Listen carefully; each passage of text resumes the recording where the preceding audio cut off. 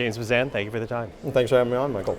So clearly, as we listen to the speakers here at the Halifax International Security Forum, there is a concern right now about Ukraine, and that country is being told to consider a peace deal that's been negotiated between the United States and Russia. We don't know where that's going to go, but based on what you have seen, what you have heard, what concerns, if any, do you have about this deal?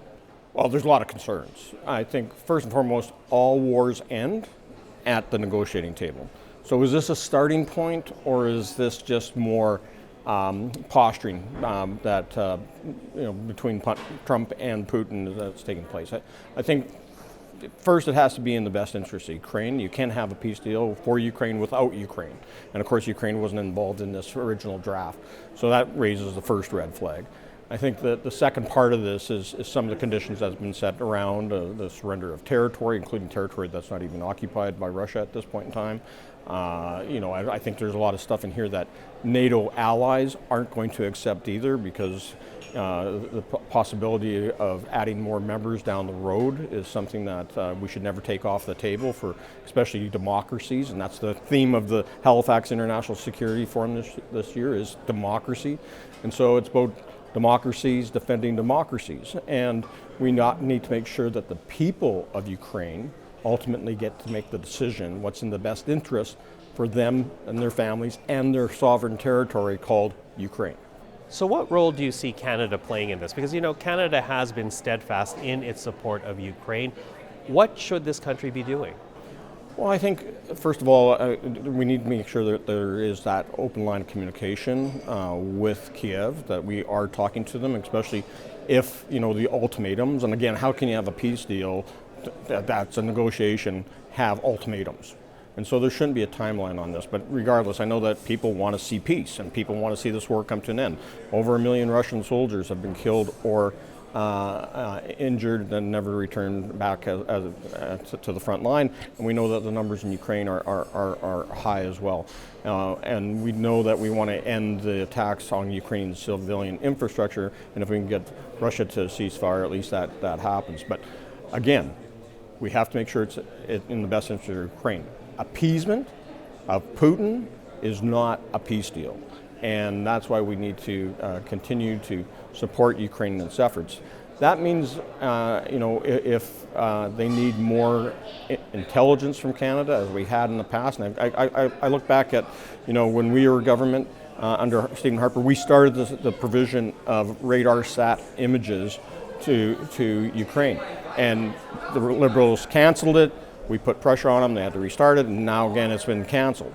So if there isn't going to be satellite imagery coming from the United States, then Canada has to step up and provide those RadarSat-2 images so they know what's happening along the front.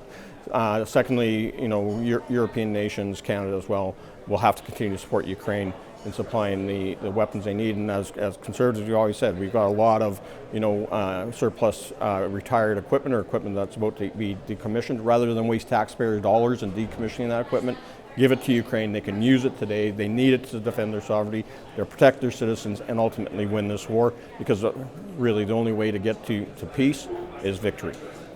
Now, I know while you've been here in Halifax, you had a meeting with the Latvian defense minister, and Latvia is where Operation Reassurance is located, the largest overseas military mission that Canada is currently involved in. What do Canadian forces need to be ready for if this peace deal, or one like it, is accepted by Ukraine, considering that Latvia is on the Russian front line?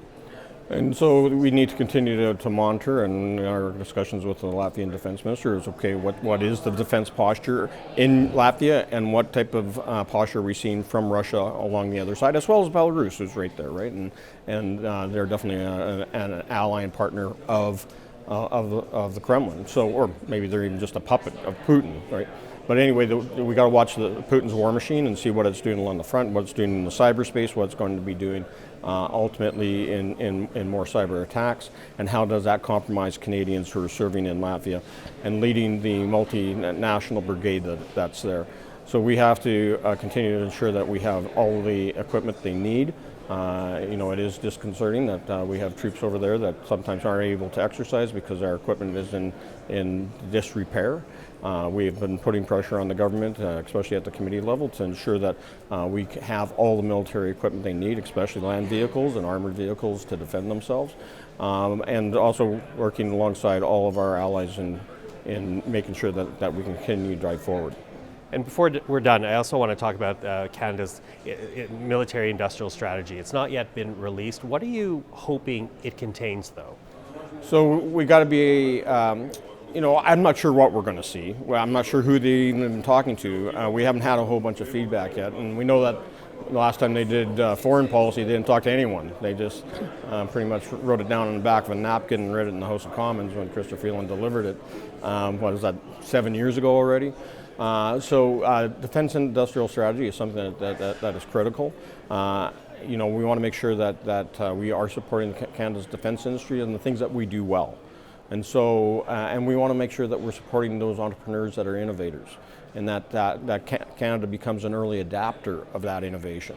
There's no question that part of our sovereignty is our sovereign capability to produce military equipment.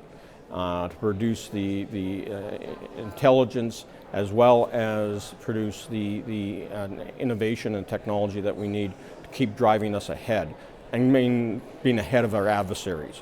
The world is becoming a lot more dangerous place, and God forbid war breaks out like it did in World War II, we're going to be scrambling. And I can tell you that all our allies and friends are going to be busy building military hardware and software for themselves first.